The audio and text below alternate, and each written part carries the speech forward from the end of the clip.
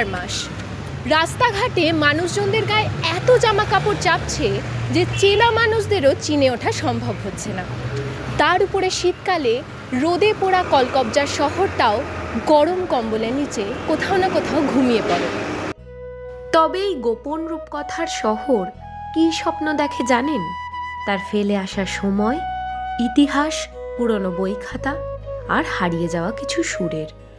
कलकत्ते जैसा शहर तो रूहे ज़मीं पर नहीं। अगर मैं मुजर्रिद होता यानी कि बैचलर और खानादारी की जिम्मेदारियां मुझ पे ख्याल ना होती तो सब कुछ छोड़ छाड़ के यहीं का हो जाता। গালিব কলকাতা শহরে এমন কি দেখেছিলেন যা সাধারণ চোখে ধরা দেবে না? এই প্রশ্নের উত্তর খুঁজতেই আমি পৌঁছেছিলাম এমন একটা গলিতে যেখানে নিত্য মানুষের ভিড় লেগেই থাকে, যে বাজারে একদিকে রাখা অত্যাধুনিক সাউন্ড সিস্টেম স্পিকার, অন্যদিকে হারিয়ে যাওয়া সেই গ্রামোফোন। মনে হচ্ছিল পরিবর্তন যেন ঠাট্টা করে বলছে, মানুষ তোকে এড়িয়ে কেমন পাশ কাটিয়ে চলে যায় দেখ। এ তো গেল চাঁদনি মার্কেট আর আলমগীর ভাইয়ের দোকান। কলকাতা শহরে আরও কিছু লুকোনো গুপ্তধন রয়েছে, তবে ছড়ানো ছেটানো।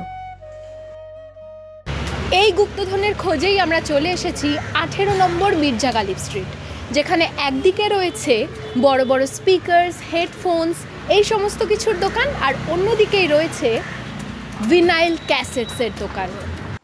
মনে আছে গুপি বাঘা 3 নম্বর বরে ভূতের রাজার কাছ থেকে কি চেয়েছিল? আমি মনে করিয়ে দিচ্ছি। আমরা যদি গান বাজনা করি একটু লোককে খুশি করতে পারতুম।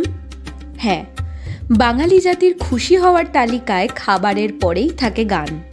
তবে এই 3 নম্বর বর বোধহয় ধীরে ধীরে বিলাসিতা আর শখে পরিণত হচ্ছে। গালিব স্ট্রিটে এসে প্রথমে খুঁজলেই এই দোকান সচরাচর চোখে পড়ে না। তবে গান যদি প্রাণ হয় আর প্রাণ যদি গান, তবে এই দোকান খুঁজে নিতে খুব একটা ঝক্কি পোয়াতে হবে না। খুঁজতে খুঁজতে তৃতীয় গুপ্তধনের হদিশ পেয়েছিলাম কুমোরটুলিতে। তাকে কলকাতার রেডিওম্যান হিসেবেই এখন লোকে চেনে। তিনি মূলত এই প্রায় হারিয়ে যাওয়া যন্ত্রের অসুখ সারান।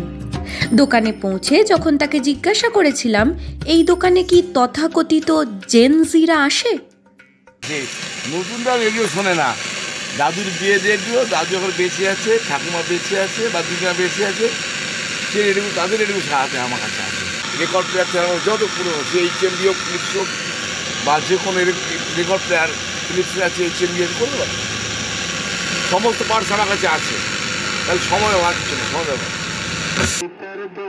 হ্যাঁ, এই নতুনরা রেডিও ক্যাসেট ও সব শোনে না।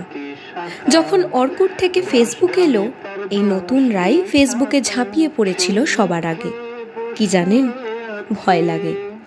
আবার কোনো এক শীতে হয়তো কলকাতায় এসে দেখব এই হাতে গোনা কয়েকটা দোকানের মধ্যে কোনো একটা দোকান হারিয়ে গেছে অনির্দিষ্ট সময়ের জন্য। ঠিক যেমন করে হারিয়ে গেছে লালবাজারের উল্টো দিকে এমডি দিলজান ভাইয়ের দোকান।